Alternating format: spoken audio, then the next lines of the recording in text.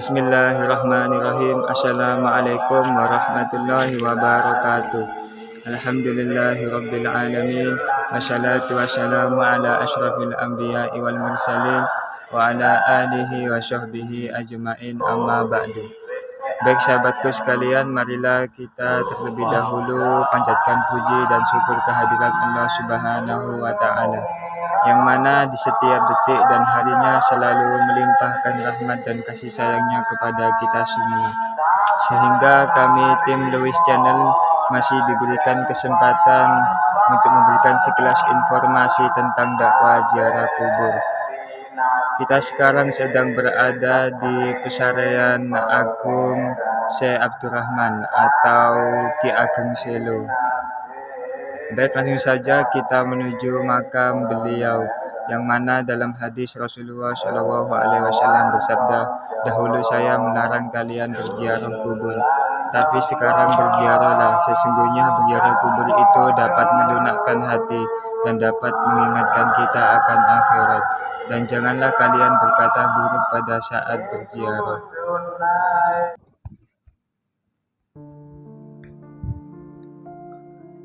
Baik sahabatku, ini dia Pesarian Syekh Abdurrahman atau Ki Ageng Selo. Langsung kita masuk ke makam beliau ya. Menurut cerita warga sekitar, makam Ki Ageng Selo punya panjang sekitar 5 meter. Dulunya waktu ditemukan pertama kali, makam tersebut tidak punya identitas dan dipenuhi dengan pohon jati. Karena itu warga sempat menyebutnya makam Mbah Buyut Jati. Ada pula yang menyebutnya makam Ki Sukmo Jati. Setelah dilakukan penelitian yang panjang, akhirnya nama tersebut diganti dengan nama Ki Ageng Selo, yang kedengarannya tidak asing lagi, yaitu sang penangkap petir atau Syekh Abdurrahman. Ini dia ya makam beliau. Ki Ageng Selo merupakan wali Allah penyebar agama Islam di tanah Jawa, yang ajarannya untuk kemaslahatan masyarakat Wiyung dan sekitarnya. Konon pada waktu dulu, waktu pecahnya pertempuran Surabaya, setiap ada pesawat dari pasukan sekutu Belanda, para pejuang atau warga yang terdesak oleh serangan tentara sekutu menggunakan area makam Mbah Buyut untuk bersembunyi. Alhasil mereka pun selamat dari kejaran tentara sekutu. Dan sampai sekarang makam ini dirawat dan dijaga oleh penduduk sekitar makam.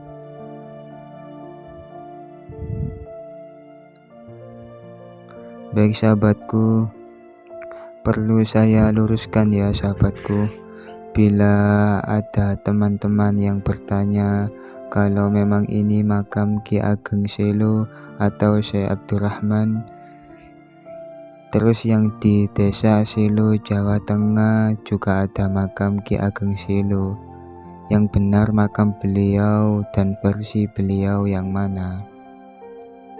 Atau mengapa ada waliullah punya banyak makam dan mempunyai berbagai versi sejarah?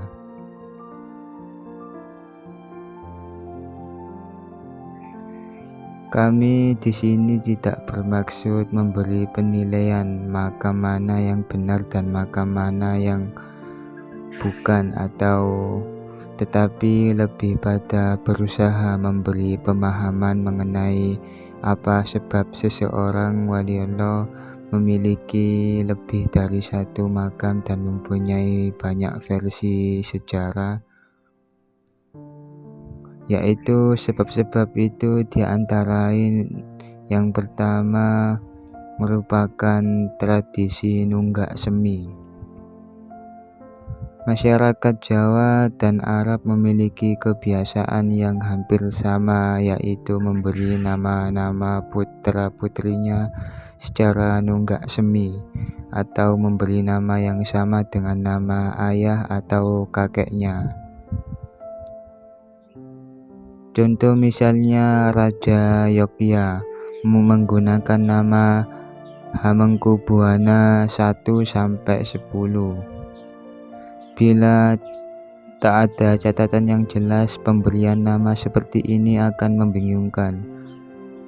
Hal yang sama bisa kita temui pada makam Sunan Giri, di mana ada Sunan Giri 1 sampai Sunan Giri 4 ya. Yang kedua merupakan nama gelar. Ada banyak wali Allah yang namanya bukan nama asli, tetapi merupakan nama gelar. Misalnya nama Syekh Maulana Maghribi adalah gelar yang berarti sang pemuka dari barat atau Timur Tengah. Artinya semua ulama yang berasal dari Timur Tengah berhak atas gelar Maulana Maghribi. Karena itulah di Jawa Tengah dan Jawa Timur banyak ditemui makam Syekh Maulana Maghribi yang kadang disebut oleh lidah masyarakat Jawa sebagai Ki Ageng Gribik.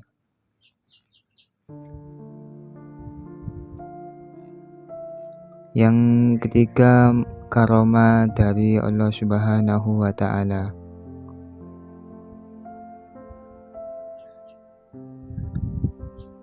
Contoh seperti mengisahkan Syekh Maulana Ishaq yang memiliki 6 makam. Ini adalah salah satu karomah dan pertolongan Allah Subhanahu wa Ta'ala kepada sang wali Allah. Sebagaimana juga dikisahkan tentang makam Mbah Soleh ya. Santri yang sangat alim sekaligus tukang sapu Masjid Ampel yang setiap dipanggil Sunan Ampel selalu hidup kembali dan datang meski sudah meninggal dan dikuburkan hingga 9 kali. Dan yang terakhir merupakan di dalam buku Atlas Wali Songo dari Kiai Haji Dr. Andes Agus Sunyoto menulis bahwa beberapa wali sangat dihormati masyarakat, bahkan diagungkan sehingga muncul berbagai mitos atau versi kehebatannya. Sedemikian diagungkan bahkan tempat-tempat munajat para wali sering dianggap sebagai petilasan dan menjadi tempat ziarah. Bisa jadi mitos itu kemudian bertemu dengan kepercayaan tentang moksa pada masyarakat Jawa kuno, di mana kematian paling sempurna adalah tanpa meninggalkan jasad.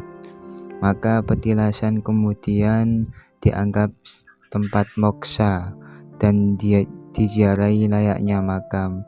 Banyaknya makam Sunan Kalijogo, contohnya Syekh Siti Jenar dan Sunan Bonang ya. Sunan Bonang yang sebenarnya karena beliau dipercaya memiliki 3 makam, yaitu yang terletak di Tuban, Lasem, dan Pulau Bawean. Maka dari itu pentingnya kita memulai untuk menulis sejarah para wali yang ada di sekitar kita agar anak cucu kita nanti menjadi tahu ya. Sesungguhnya bukanlah hal penting kita berdoa di makam yang benar atau tidak. Bukankah Allah Subhanahu wa Ta'ala lebih tahu maksud dan tujuan doa kita sehingga tidak akan pernah nyasar. Yang terpenting kita tidak menjatuhkan martabat beliau ya, Dan yang paling penting, nilai ziarah terbesar adalah meneladani jejak laku para kekasih Allah Subhanahu wa Ta'ala dalam kehidupan kita untuk menebar salam, keselamatan, dan rahmat bagi seluruh alam. Semoga kita semua mampu menjalankannya. Wallahu a'lam bishawab.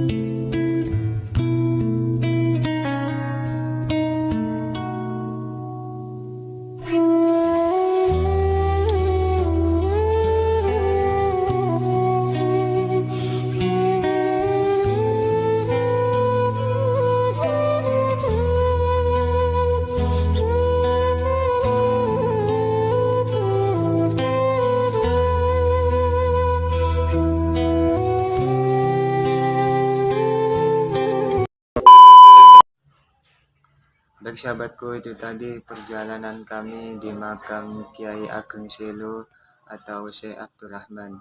Semoga dapat bermanfaat bagi kita semua dan menambah dan meningkatkan amal ibadah kita kepada Allah Subhanahu wa Ta'ala. Kurang lebihnya mohon dimaafkan bila ada salah tutur kata atau tindakan kami yang kurang sopan, karena manusia tempatnya salah dan dosa. Kesempurnaan hanya milik Tuhan yang Maha Pengasih. Dukung terus kegiatan kami Luis Channel dengan cara subscribe dan tekan tombol lonceng agar tidak ketinggalan notifikasi pada video kami yang akan datang. Sesungguhnya dengan sahabat sekalian yang membuat kami semangat meliput kegiatan tentang dakwah ziarah kubur. Akhirul kalam, subhanakallahumma wa bihamdika asyhadu an la ilaha illa anta astaghfiruka wa atubu ilaik. Sallallahu ala sayyidina Muhammad wa ala ali sayyidina Muhammad. Alhamdulillahirabbil alamin. Assalamualaikum warahmatullahi wabarakatuh.